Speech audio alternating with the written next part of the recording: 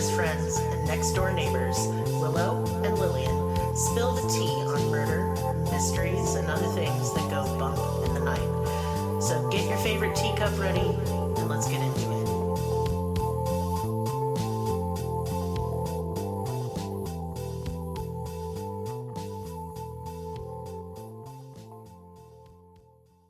Welcome to Cruelty Podcast. This is Lillian, and with me And is. this is, damn it. And this is Maddie. Hi, everyone. As you can tell, we are out of practice. Yes. I'm sorry, y'all. Yeah. I'm just brain is soup. There's nothing going on. Like the neurons are not talking to each other or firing. I've got one like dusty pea rolling around under the fridge covered in lint. That's my brain, and that's all you're gonna get from me today. I've had a time, and I don't even want to complain. I'm not going to complain. I could have it worse. I'm actually not in as bad of a position as I used to be, but it's still just kind of uh like lowercase screaming just a. That's Yeah, it. yeah, yeah, yeah. I can't complain too much. Like I had dinner and I'm not currently on fire. So, you know, I do Yeah. gotta pee, but I'll hold it. It's fine. It's fine. Just never mind about my bladder. It'll be okay. All right, so what case do you have for us today? So I have the Gravel Pit Murders from over in Finland. And just a quick disclaimer, I am going to butcher all of these names. I'm sorry. Please feel free to correct me all you want. And before you say anything, I did listen to the Google Translate lady say every single one of these words, and I'm going off of memory and also like whatever like phonetic pronunciation I like wrote down on this when I Oh, was I do making that it. too, and it never works out. It doesn't. I No. I am so scared. I am so scared. No, thank you. Well, as I always like to But say, I'm a dumbass in Arkansas. I'm not sure what you can expect. I'm doing my best. I don't know what the fuck I am. I don't feel comfortable claiming like much culture ever because I just moved around a lot. So shrugs. I say I'm from Maine, I guess, and I'm I don't know why I'm talking so much. I'm sorry. Well, I mean, it is a podcast, and the idea is to talk so much, so you're good. Yeah, I like also another disclaimer. I'm gonna probably go off on a lot of different trails. This is just how I'm rolling right now. We gotta deal with it. All right, so tell me about this case from Finland. Can do. So since we're doing cold cases and I've actually gotten a recent interest in foreign serial killers. I thought we could cover a Finnish case from back in the early 90s. So, while 1990 was a big year for the world, where Nelson Mandela walked free from prison, the Hubble telescope was shot into space, and the US and Soviet Union agreed to ditch their chemical weapons during the Cold War. In Finland, someone was actually going to make another dark stain on history because the human race is terrible and we don't ever make good decisions for long. That's Um, true. so in November of 1990, a 39-year-old woman, Helena, also known as Hella by her friends, and I'm not even going to try and pronounce her last name because the Google Voice Translate lady couldn't. But Oh she spent Lord. an evening at her friend's apartment in Järvenpää, being from the nearby Rihikimaa, no, Riihimäki. There we go. She decided to leave around midnight and walk to the Järvenpää railway station to take a train home. As she was waiting for the train, she was approached by a dark-haired man dressed in a leather jacket. The man asked about her travel plans, and she told him that she was waiting for a train to Riihimäki. The man then offered Helu a ride, and being under the influence, she agreed. According to the victim's later account, the man's car was light colored, possibly a Mazda or a Datsun, like a sedan, not like a wagon, Yes. with a booster seat in the back. And here's where the thing kind of gets interesting because we have no idea if this is his personal vehicle or if this is from another victim or if he stole it. It's kind of up in the air because he's been described to have several different vehicles, white ones, tan ones, four doors, coupes. He's been seen in a few different ones, so either he has access to a lot of cars or he has a lot more victims than we think he does. Or at least that's what I think. Yeah, You know. probably. I've always kind of suspected that in like these kind of cases. They just have more victims than we think. Yeah.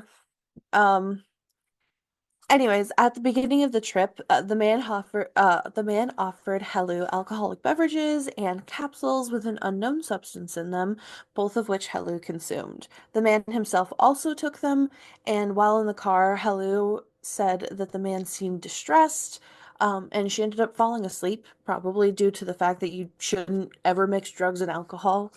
Like, I've never heard of a time where that was a good idea. It doesn't go well, no. No, I haven't tried it, but I'm not gonna. Don't. Um, but when she woke up, she noticed that the car was not on a lit and paved road in Rihimaki, but on a dark dirt road surrounded by forest. When she asked the man about the route, he assured her that they were still heading towards their destination. The man drove the car to a dark gravel pit and stopped. He tried to persuade Helu to stay in the car for the night, but she refused and said that she wanted to go home. At that point, the man told her that he needed to pee and exited the car. And she was like, "Well, I also have to go." So she got out, and when she squatted outside, the man struck her on the back of the head with a knife. And she was wearing like this cushioned knitted cap, and somehow it just completely blocked the knife hitting her. So she just kind of left. She was just out.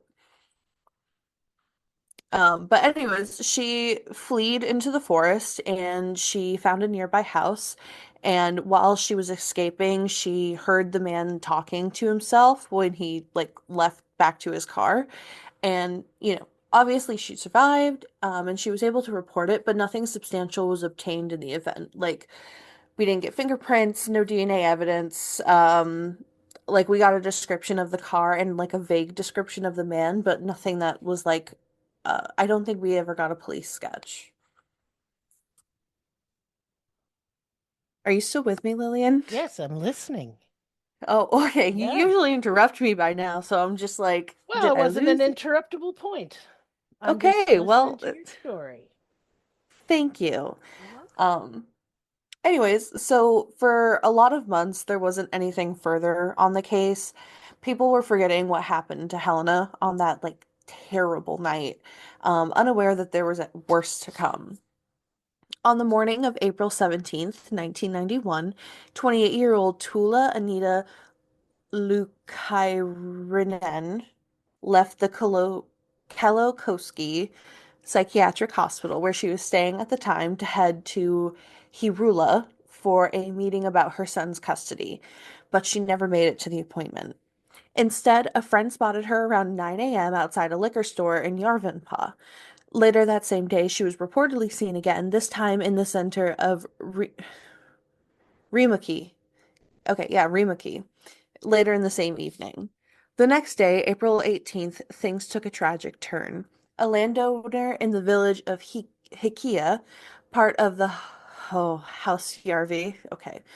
Turns out that if you put I didn't put any for them before, and then in the middle I started putting the pronunciations, and now they're messing me up and I'm not pronouncing them right. Oh no. That sucks. I hate that I did that to myself. To be fair, to an Um, English speaking person, Finnish is gonna be rough.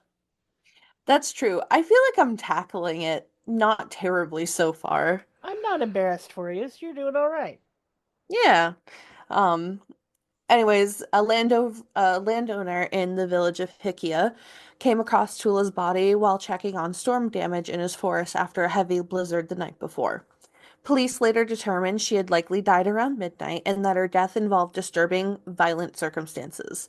It's still unclear if she was killed right there in the forest or put there after. Despite the rough weather, police managed to find her handbag and what might have been the murder weapon nearby.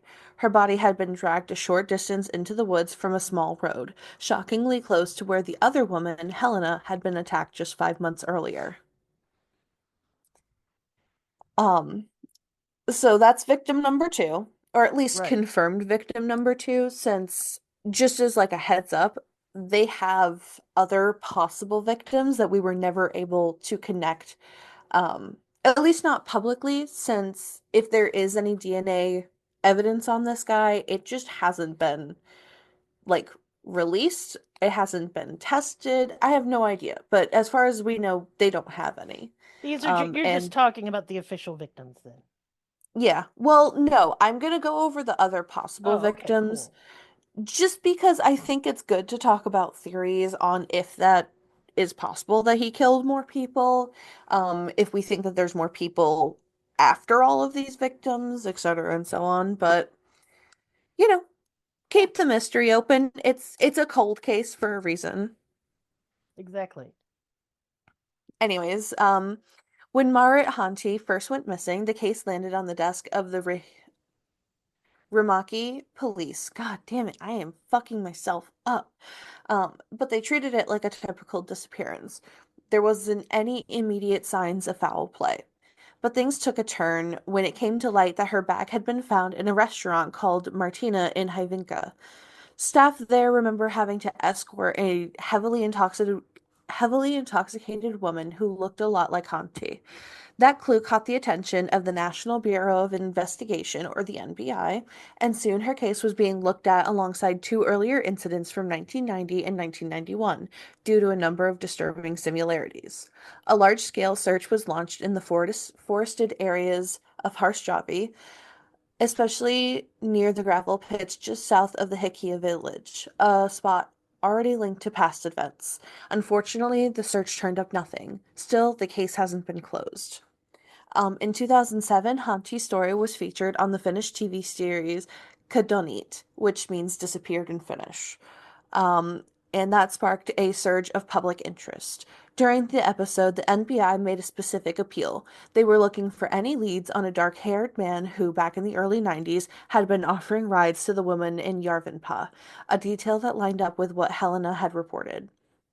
In the cases of Helena, Lukar- Lukarinen, and Hanti all had eerie things in common. Same general area, alcohol involved, and a mysterious dark-haired driver. That pattern has led to the NBI to strongly suspect a single perpetrator behind all three incidents, and while they've confirmed there's more evidence linking the cases, they've chosen not to release any of the details since the investigation is still ongoing. Again, we don't know if there's any DNA evidence, fingerprints. As far as we know, they don't have any sexual assault, which is really rare in cases like this. Thank God. Um, but obviously, her body hasn't been found. Only one body has been found, and then one person survived. So, is this a serial killer? Maybe? Question mark. He's Yeah, an I mean, asshole for sure. well, to say the least.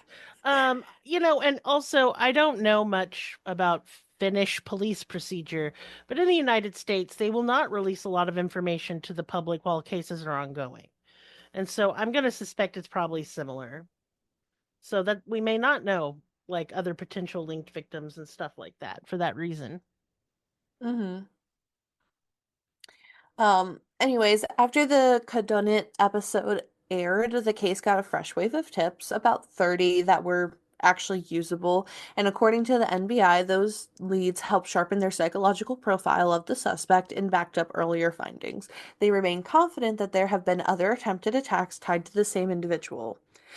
Search efforts have continued as recently as 2017, following up on new info that was suggested that Hanti's disappearance is still very much connected to the area.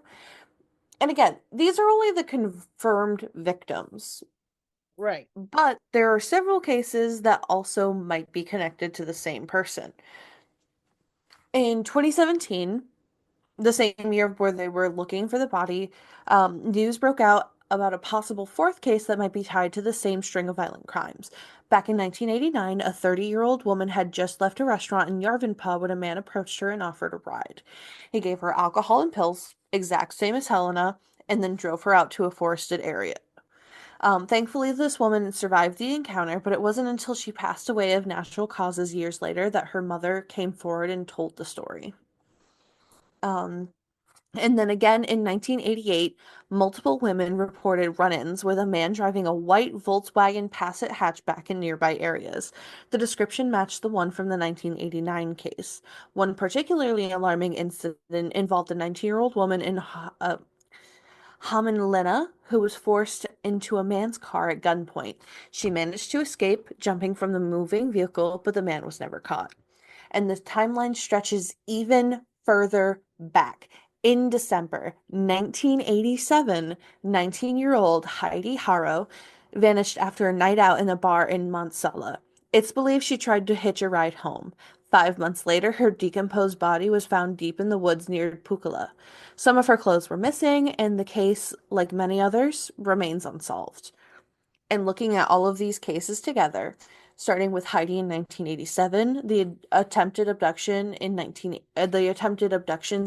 in 1988, the drugging and forced assault in 1989, and the brutal crimes that followed in 1990 and 1991.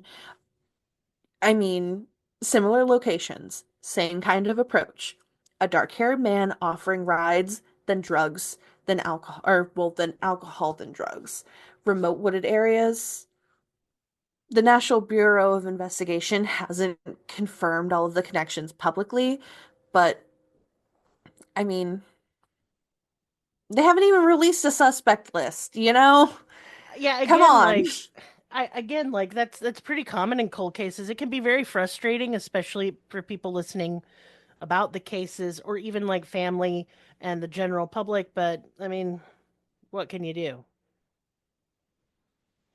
It's just, it's terrifying, especially in like nowadays where, like, okay, I'm saying like a lot, I'm sorry, but nowadays in the world that we're in the social climate that we're in, where women have to be ever vigilant about all of the dangers, I mean, this just really serves as a warning, I think.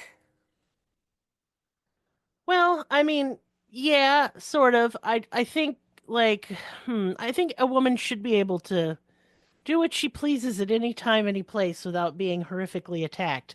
However, um it's best to avoid potential risky behavior in this day and age or any day and age.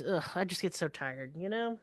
Yeah, like in a perfect world, we wouldn't have to worry about it, but the world we live in is not perfect. No, not at It all. is unfortunate. Um, Unfortunately, there has been a man driving a light gray car offering rides to women even after 2000. So people still believe he might still be active. If so, he covers his tracks well. I mean, since we never found the last few bodies or body, if he killed that person or not, we're just not gonna know until we find more. And that's the unfortunate thing about crime because and this is something that does piss me off a little bit about the justice system is we can't do anything about crime until it's already been committed. Yeah. I mean, I maintain that better social services and resources for mental health and addiction would go a long way. But we're not going to fucking do that. Yeah, that's like we can't even get health care. I don't think that they're gonna give us that kind of No, thing. no, fuck you. No. No. And also like mental health centers and drug centers are usually combined.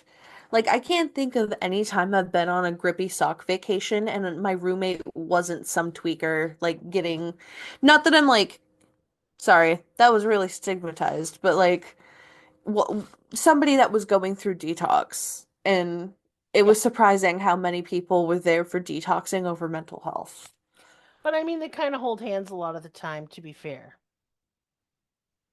Yeah, I suppose. Mental health and addiction are just they're holding hands. Like happy people aren't usually addicts. Not to overgeneralize, but you know. Yeah, that's true. Yeah. Anyways, I think yeah, I don't have anything else for the story, except for, if a strange man approaches you and he tries to take you anywhere, kick him in the nuts. If you don't know him, kick him in the nuts. I mean, first step is to say no, thank you, and then if he acts creepy, then kick him in the nuts. I mean, like if he puts his hands on you trying to take you Oh somewhere, yeah, kick him in fuck the that. nuts. I've always said, and this is told to me like by my mom, who normally my mom saying anything is bad, but she told me never let him take you to a secondary location. That's what John Mulaney told me when I was like 12. I don't know who John Mulaney is.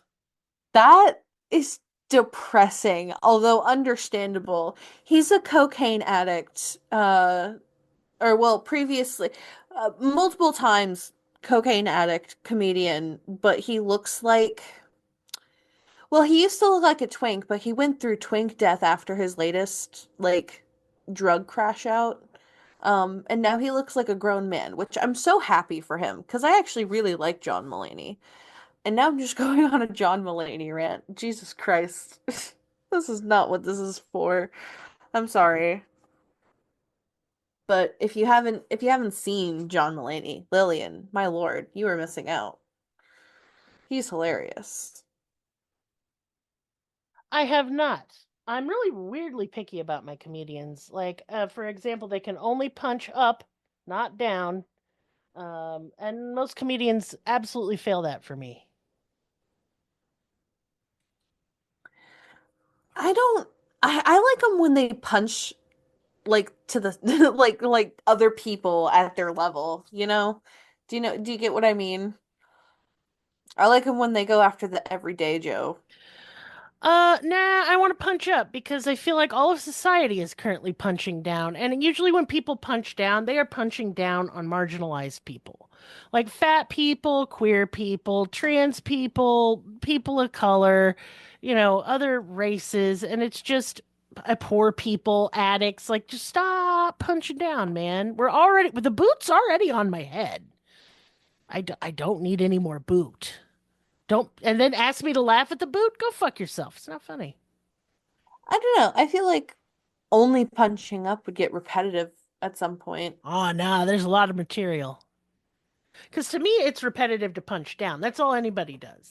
It's like you hear one more like "take my wife, please" or "fat," and it's just not funny I to mean, me. in John Mulaney's defense, he doesn't punch up or down. He just tells like silly stories. He's a storyteller. He tells exaggerated stories in really fun ways. I I could see love that. him. Yeah, I could see that. Yeah, he's I he's like a funny. I like a good funny story, but like I said, Like like Eliza Schlesinger, I know that a lot of people hate her. I don't I know am an her, so Eliza Schlesinger. I'll fucking shell out for her. I like her a lot. I think she's hilarious. I think she got her own show. Was it her or the other one? There's like two blonde comedians that I watch, and they're kind of on the same level. And admittedly, they're women comedians, so they talk about sex and vaginas a lot, but it's fine. I don't mind that. I'm no, I'm not like the kind of snowflake where I'm gonna bat an eye at a vagina joke, you know? no, like I I don't want to use like snowflake I like would that. I'm guess like sorry. no, it's fine, doesn't matter. I don't mind like silliness. I'm a big fan of silly. I'm not a big fan of just like insults, I guess. Just punch up. If you got to punch, punch up. Stop punching down. Quit. It's just not funny. It's old and it's tired. Do I something just I else. just don't like insult comedians. I No. just don't. I've Fucking never been the shit's not kind. funny. It's just not The funny. It's only just in mean. I mean, I don't know if you can consider him, but like the only insult comedian I've ever like really liked is Bo Burnham because he does parodies and I think that's funny. Love that. That's okay. I'm more talking about like the Dave Chappelles of the world. Like, man, you were funny. I Calm down. cannot get behind Dave Chappelle. I I can don't know get what people behind are him to talking about. push him off a cliff or something. Yeah. It's That's kind a of little gross, much. but That's a little much. like growing up, my favorite was nobody knows who this is anymore, but Dane Cook. Oh, Oh I yeah, used I to know be a Dig Cook. big fan of Dane Cook. I had his like animated series on DVD. Oh, don't even get me started. What happened with him other than I think he stole jokes and he also dated Yeah, women that were too young. I mean, all celebrity men do it. I can't really see because if I pass judgment on him, I have to start passing judgment on Chris Evans. And if I I'll pass pass judgment on judgment on Chris Chris Evans, Evans. I'll you pass can pass judgment. judgment. You Oh can. You yeah. can do that. That's good for you. Good for you, Lillian. I personally, I can't. I can't. There's no Because sacred I cows know that I here. don't mean it. There's no sacred cows here. If you're going to be a disgusting creepo, I'm going to call you one. The end. Eh, the end. That's I all. respect that. I'm not disagreeing Look, with the fact that he I is one. really I used to can't like condemn him. I really used to like Lana Del Rey, and then she moved to Oklahoma and married a cop. And she turned her back on the LGBT community, which is kind of the sole reason for her mediocre, like, bitch ass to have success. That's true. So she can go fuck herself a cab. Agreed. Yeah, go have more plastic surgery and cry about it. That's what I say. I'm an asshole, and Jesus I don't. Christ. That's punching up, for the record. That's really funny though. It was funny, huh? And I punched up. So fucking mind blown. Wow. I used to do stand-up comedy, actually. Like I used to do improv. And yeah, either make fun of Improv yourself. isn't real. Improv isn't fucking real. What are you It talking is about? not. I tried, not even joking. I took an improv class in college because I went to an arts college. And for the one semester that I was there, I took an improv class. And that was the most dumb bullshit. Nah, nah, It's nah. not real. Nah, It's real not improv. funny. Oh, I'm funny as fuck. I'm funny at improv. I'm funny at stand up. I like sketch comedy. I've done all that stuff in me youth. And improv can be great fun if the people doing it are talented, which you're probably not going to find in a singular college course, to be fair. Yeah. I Yeah. mean, to be like completely transparent about stuff, I'm autistic to the point that I engineer my own jokes where I will say a purposefully stupid line to get what I consider to be a scripted response from the people that I'm with, and then I'll bust out the joke that I've already thought of. Yeah, it's fine. You do what you got to So, do, you know? I just put on what I call performer Lillian, and then I just go, and I don't think too much. And then it's funny. But like most of my life, like especially when I was young, like in my teens, people I would just say things and people would laugh, and it actually kind of hurt my feelings. I was just being serious. But I have a very histrionic, kind of hyperbolic way of talking, and I get now why it's funny, but at the time it was just I was like, "But I'm serious, guys." And so my little fifis would get bent. So now I just use it, whatever. As for business time, I don't have any. I'm so yes, you tired. do. Do I? You do. Yes. I don't. What business time do I have? Well, we're gonna be releasing our designs on Easter. That's your business time, ma'am. Oh, oh, is that considered I don't know. I didn't How am do I it. supposed to know? I mean, it's our podcast. It's our merch together. You're on it too. Yeah, but you Everybody's made on it. it. Maris is But on it. yeah, but you made it. You made it, and thus it is yours. There you Fair go. enough. Hey Yeah. everyone. I made merch. I made like some vaguely Easter merch, some vaguely floral merch, some vaguely deathly merch, and some vaguely usly merch. How Yes, it's very cute. I've does looked that at the make designs sense? and I liked them. So Um, you're gonna be excited, I say. I wish I could tell you like what everything was gonna be, but honestly, we're just gonna slap the designs on whatever we decide to. So it'll be great. It will, and we'll rejoice throughout the land. There's Discord, of course. There's the merch we currently have, and there's Patreon. And you've heard me talk about this before. So go to those things and have them. And please don't forget that if you would like us to cover a specific topic, you can pay us for an episode. You You can can. just give us a topic. You could Although even give us a there is a topic for Marriage queue. Monday. I would like to mention there is a queue. I am currently working on 3 right now. So there you go. So you'll And be you can number 4. also, yeah, you can also request a host. You know, it would be great if someone wanted to request me specifically to host one. That would Yes. also be cool. I'd love that. But for now, I'm going to have you say goodbye. We are saying goodbye now. Okay, goodbye, everyone. Happy Easter if you celebrate. Happy Sunday if you don't. M Happy Block? Is 420. M Block a thing? Please, Or God, celebrate 420. well, I I hope always everybody do. has good Yeah. Easter plans. I have plans to ignore it as I do every year. I am doing something non-religious yet still celebratory of the spirit of Easter. I am hiding shots of bourbon for my best friend's husband, and I rolled like little joints and found little trinkets and stuff, Oh, and I'm that's cute. hiding those in Easter eggs for my best friend. Not real eggs, mind you. We can't Not afford real that eggs, shit. Easter eggs. Yeah. No. I actually went to go buy eggs today, and I did not have enough money to get a 12 pack of How much were eggs. the eggs there? They were $7 for a That's 12 pack. fucked. That's fucked. I luckily have a local hookup, and I trade shit for my eggs.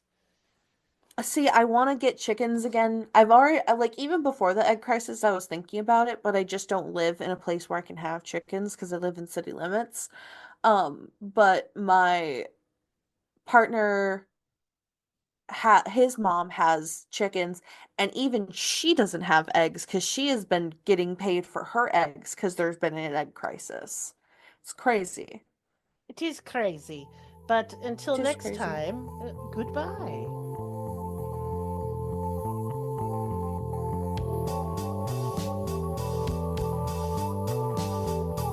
Us on your social media platform of choice. Linktree/cruelty has all of the links. Check out our Patreon for exclusive episodes, merch, ad-free episodes, live ghost hunts, and much more.